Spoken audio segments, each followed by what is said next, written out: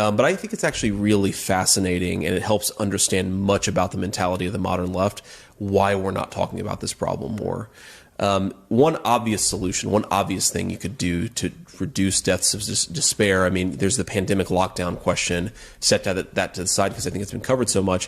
One obvious thing you could do is actually get control of the southern border, because fentanyl has exploded over the last 3 months. The amount that's coming into communities like mine has exploded, which means more young people are going to die of those problems. That's more children orphaned. That's more grandparents being forced to pick up the load and take care of children they weren't planning to take care of. It's an unspeakable human tragedy, but people would rather talk about the poor people. And yes, many of them are poor south of the border who want to come to America, but I'm sorry, they're not our people. Our people are the ones who are suffering the most from the fentanyl who are coming in to our communities. And that should be our first priority.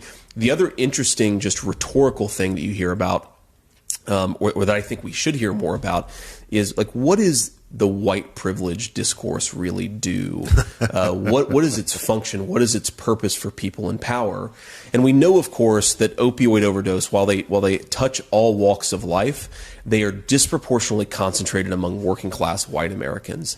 And if you're talking constantly about white privilege, I think what you're doing is you're using that as a cudgel against people who are really suffering, whether they're overdosing themselves or their communities are affected by these drugs, and it gives you an excuse to ignore them, which is, again, I think it's worth saying and worth repeating that the constant accusation of privilege levied against working class white people is a way for the powerful to ignore their problems. So why aren't more people over here on Capitol Hill worried about it? Because they're being taught by every institution of our culture that people dying of heroin overdoses are actually privileged and advantaged because of their skin color. I think it's really, really disgusting.